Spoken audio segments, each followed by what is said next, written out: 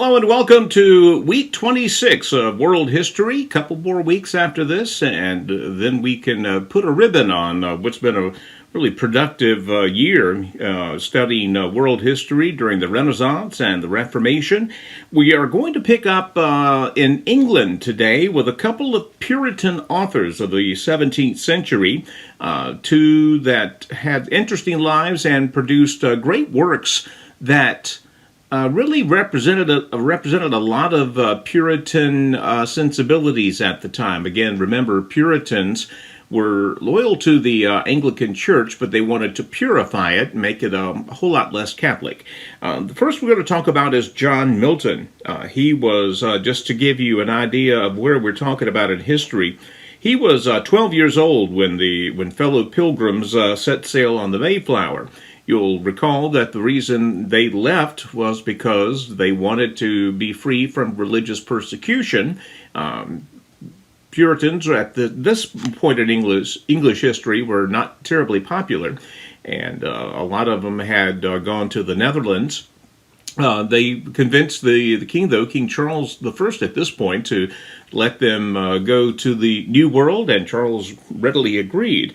Milton, though, poured himself into politics after graduating from university, and he became adopted by the Roundheads. You'll remember they were the ones opposite the Cavaliers in the English Civil War. They were very Protestant, very Puritan. He spent years writing fiery tracts and pamphlets defending the ideas of the Roundheads. He was a strong believer in democracy and freedom of speech. At the age of 44, he went blind. He lost his eyesight and produced some exceptional poetry talking about his condition. On His Blindness is one of the great works of Milton, who described what had to be a harrowing process to have lived 44 years with sight and then to suddenly lose it. It's one thing to be born blind, but to have lived half your life being able to see and now not. But he was still a conspicuous Puritan and did pretty well during the Cromwell years, as you would guess, because of his Puritan bent. But when Charles II took the throne and the monarchy became very sympathetic to Catholics, Milton was put into jail. They would routinely put Puritans in jail just because, just to try to exercise the power of the state against them. Now, it's, I guess, better than killing them, which was done before. So again, we're making progress, but as he dealt with his blindness, he became less interested in the things of this world and more interested things in the next world. He became much closer to God during this time. His perspective shifted towards heaven. And it led him to write a book called Paradise Lost, a creative allegory of what heaven and hell are all about. It's a long, epic poem written in what's called blank verse, which means it's basically a poem that doesn't rhyme. Most of it does not, of course. He starts with the describing, with some literary license, obviously, the fall of Satan. He goes to great pains to point out that hell is an absolutely deplorable place, and it's kind of weird that in our culture, a lot of what we regard as hellish, fire, brimstone, Satan, cloven hooves, pointy tail, a lot of that imagery comes from people like Milton. Milton's Paradise Lost is the subject of a lot of contributions to the image we have of hell. The Bible speaks about hell very little. I mean, other than Revelation, there's virtually no mention of the concept of hell. So most of what we have in terms of what we think about when we think of hell is from Paradise Lost. And again, remember, all this time Milton was blind while he composed this book. He actually dictated it to his daughters. It would take 7 years of this method of writing and rewriting to finish Paradise Lost. And it was published in 1667. Again, a lot of what we associate with the concept of hell, the imagery at least, owes itself to Paradise Lost, which again is an allegory about good and evil. Other guy we're going to talk about from Puritan era England is John Bunyan. Again, his past was much different than Milton, but he had a long journey before becoming to know Christ. He was sort of humble in that he believed that God would not love someone as wretched as he was. After converting to Christianity, Bunyan said he was bombarded by evil thoughts, and he devoted the rest of his life to helping others who were struggling with their faith in God. He became an active preacher, a preacher that did not have a lot of formal or really any formal seminary training, but he spoke from the heart, and that made him a very effective preacher. Effective enough to where, like Milton, Charles II threw him in jail for a time. His life spanned, of course, Oliver Cromwell's Protestant rule and now Charles II's Catholic heavy rule. Over the course of 12 years, he was in and out of prison several different times. He refused to alter his writing to please the crown. And in 1678, he wrote his big book, The Pilgrim's Progress. Like Paradise Lost, it's also an allegory, a story that uses imaginary things to tell about real things. The main character is Christian. You probably figure what his religion is. He leaves his home in rags with a book in his hands and a burden literally on his back to find the celestial city of the king. Christian, of course, represents a Christian who is seeking God. The book that he carries is the Bible, and the burden is their sin. The celestial city of the king is, of course, heaven. Now, like people in real life, Christian, the main character in Pilgrim's Progress, encounters many obstacles on the journey. They have very obvious names like Obstinate, Mr. Worldly Wise Man. He's encouraged by his friends, though, Evangelist, Help, and Faithful, and they help steer Christian through all these imaginary places like the Doubting Castle, the Valley of Humiliation, and this is my favorite, the Town of Stupidity. Boy, don't get me started. But his ultimate lesson was we're all, in our journeys, Christian journeys, we are all met by distractions, trials, temptations, obstacles throughout our journey. But if we look hard enough, we will find means to circumvent or even defeat these obstacles. We're going to shift now back to stay in England for now, but we're going to talk about not a Puritan, but a Quaker. Remember the Quakers that we talked about a couple of weeks ago, founded by George Fox, a very, very pacifist version of sect of Christianity. They did not believe in not just war, but aggression of any kind. They would not tip their cap to another person in public. Remember the cap tipping controversy? Because they thought it was giving glory to man when all glory should go to God. Quakers were seen as sort of an oddball sect, and even among the Puritans, they were not very popular. They were even too extreme sometimes for the Puritans. William Penn is someone who followed George Fox at a time in Fox's life where he wanted to spread Quaker beliefs to the New World. William Penn's father was actually a very high-ranking admiral in the British Navy and kept hoping his son would follow him in a military career. And, of course, him becoming a Quaker, a pacifist, had to be just terrible news to his father, who was literally in the military. And again, much like our boys Milton and Bunyan, Penn was thrown in jail for the crime of being a Quaker in his case. He used that time in jail to write and got a certain amount of following in the Quaker community. He joined George Fox as they traveled throughout Europe. They took the Quaker message to Germany, to the Netherlands, and eventually to the New World, thanks to a very unusual circumstance. King Charles II, the King of England, very Catholic, did not like Puritans, really did not like Quakers.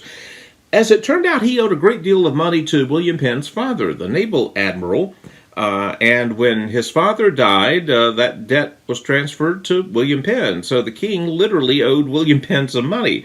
He offered the king, though, in lieu of the debt, give me some land in the New World and I'll take a whole bunch of my Quakers out there. Well, Charles II probably never heard a better deal in his life. He could keep his money and get rid of 1,000 Quakers that he did not like. He readily agreed.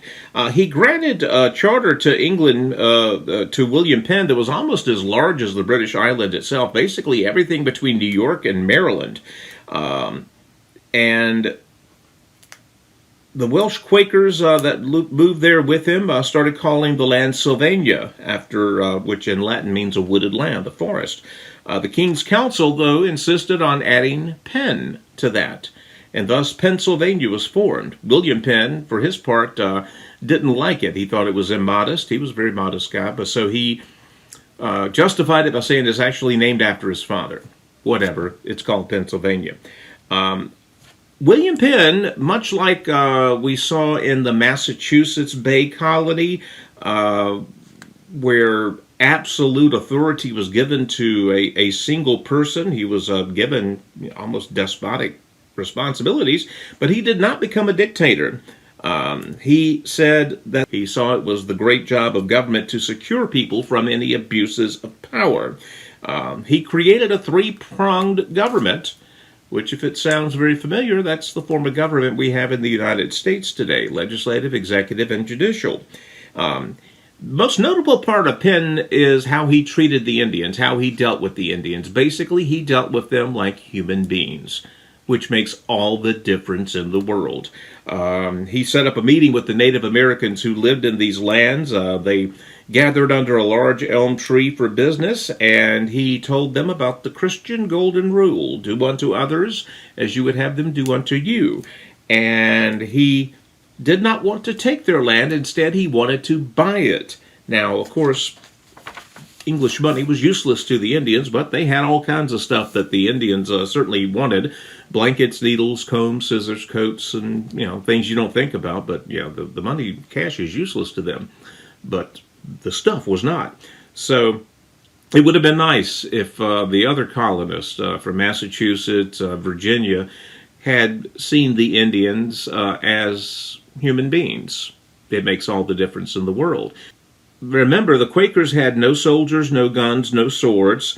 Penn assured the natives that they were safe, and they were. Penn actually crafted a law to provide for a fair trial should there be a claim that a Native American was mistreated. The trials were to include a jury with equal numbers of colonists and Indians.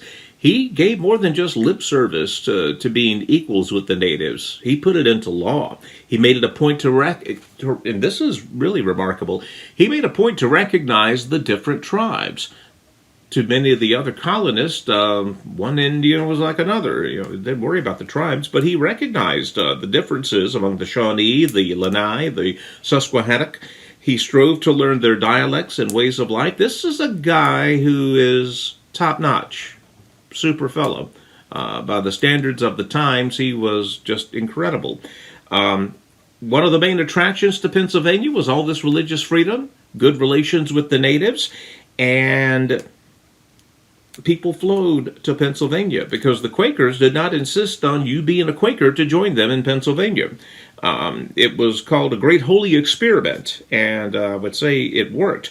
The Germans who migrated to Pennsylvania called themselves the Deutsch, which means German. However, many others mistook the term Deutsch for Dutch. So Germans are incorrectly referred to as Dutch in Pennsylvania Dutch country, but they're actually of Germanic, Teutonic ancestry. William Penn also personally designed the City of Brotherly Love, Philadelphia. He set it up to where at one point it had about 600 homes, a school, a printing press, and the layout of the city was very, very wide open compared to European cities. European cities had stacked up on top of one another, and the biggest cities of Europe were just terribly crowded. So this, because they had plenty of land to plan the city, they had an open plan. Very good, because a fire no longer takes out an entire city. It takes out a block, and it's not able to go to the next block most of the time. Great Chicago fire would kind of lift that theory out of the water. But the streets of Philadelphia were made extra wide for safety and for passage. He wanted this city to look and feel more like the country, so he took advantage of the size and laid out what, again, at the time was considered to be a very sprawling city, not very densely populated. And then the result of doing this, he sort of established the blueprint for what the American town was going to look like. Cities after this that developed were very purposeful about trying not to get everybody on top of one another, to try to take advantage of the amount of land that you had. But yeah, the earliest American cities, Philadelphia being a shining example, if you go to Philadelphia today and move, it's going to feel crowded because they're very tall buildings. But the original layout of the town, the streets were much wider than in Europe, and that became pretty much the standard. We see some of these quaint old European towns now where the town center that dates back to the medieval times, these narrow little streets and walkways, barely wide enough for a horse, barely wide enough for more than two abreast. But in America, where there was an abundance of land, these streets are going to be much wider. And so sort of the standard street size was set because of the development of Philadelphia. William Penn was eventually returned to England, and he was still lauded, though, as the founder of Pennsylvania. Now, we're going to segue into our next lesson by pointing something out here. William Penn, by the standards of his time, was a prince among men. Great with the Native Americans, respected them, learned about them, treated them as 100% equals. But he still had slaves. For a myriad of reasons, the white Europeans did not look upon Africans as quite human. Close, very close, but not quite. And what we're going to talk about next demonstrates the cruelty that man is capable of when we do not grant the full measure of humanity to other humans. We are capable of a lot of bad things, even in our enlightened mindset. In ancient history, of course, records slavery as long as there's been people. In ancient history, people were oftentimes forced into slavery after they lost a war. People sometimes made indentured servants or temporary slaves to pay off debts. People were frequently made slaves for labor. Of course, you'll remember the Israelites were slaves in Egypt for a couple of centuries and forced into involuntary servitude. So, America did not invent history by slavery, that is, by any stretch. It has been terrible part of the human condition since there's been humanity. Again, if you, depending upon which timeline but you believe, civilization among man goes back several thousand years. It's only been over the last 150 years that slavery has been generally frowned upon. And there are still places in the world today where slavery is legally practiced. It's getting smaller all the time. We're getting better. But it's still, that residue is still alive. Now, from an economic standpoint, the crops that were beginning to become very profitable and productive in this new world, sugar and tobacco and cotton, were the type that required lots of labor. Sugar in particular was a very, very hard commodity to get ready for market.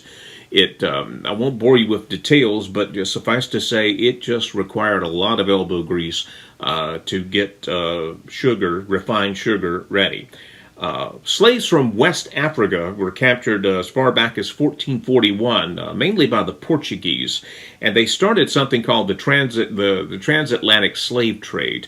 And basically, manufactured goods from Europe would go to Africa and would be traded for slaves.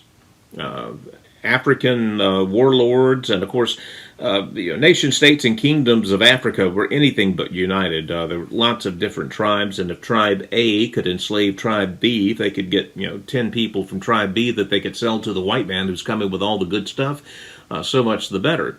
It makes your enemy weaker and you richer. So yeah, the Western African tribal leaders held up their end of this trade route. Then, of course, the manpower would be taken to America to produce the raw goods. The raw goods were taken back to Europe to become manufactured goods. Then those manufactured goods go back to Africa you guessed it, to buy more slaves. The first African slaves were brought to the Americas, to the New World, by the Spanish on the island of Hispaniola, which is modern-day Haiti and Dominican Republic, in 1502, and that was primarily for sugar. Again, very, very labor-intensive. Matter of fact, 70% of all African slaves taken to America were used for the sugar industry. Sometimes American slavery is associated primarily with cotton, but at the beginning it was sugar production. Millions of slaves were used. Again, it's impossible to get a count, but we did want to point out the triangle trade here that we're talking about in terms of where there was a demand for items to be produced in mass quantities. As it gets bigger, you need more manpower. And yes, if you can produce this with very little manpower cost, from a business standpoint, you're going to do it. Fortunately, our humanity has advanced to the point where we are, even with the profit margin, we're almost certainly not going to endorse slavery per se. Now, we can extend the argument to better pay for workers. Yeah, we can certainly do that and talk about that. But slavery started with the Spanish in the Caribbean and spread to those who to the Dutch, who jumped in on the trade. Later used by the English, of course. The English would eventually enslave more.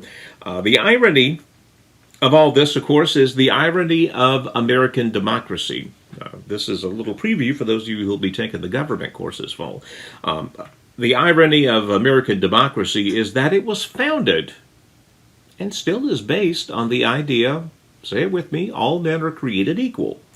Well, the founders who wrote these incredibly eloquent words did not believe that. Now, they believed it, but they didn't. Here's the thing. They denied people from Africa the full measure of humanity. Therefore, as far as they were concerned, everyone they considered human was created equal. They did not consider the Africans to be equal. Close, above the animals, but not quite human.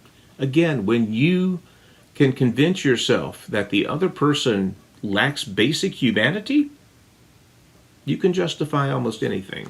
That it was the heart of the American slave mindset anyway, and certainly those of the other time. Again, slavery's been evident throughout history, but it shows what can happen if you deny someone the most basic respect afforded to your fellow man.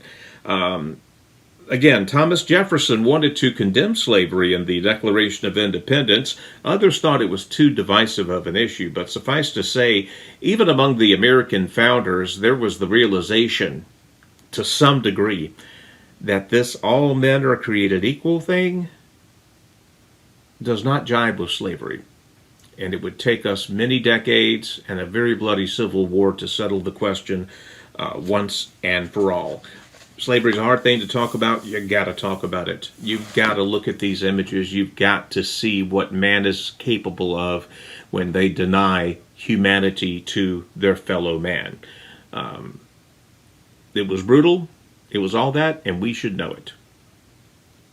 The more we know it, the less likely it is anything like that will ever happen again. We can only pray. But again, the American slavery in particular owes itself to what can happen when you deny someone humanity.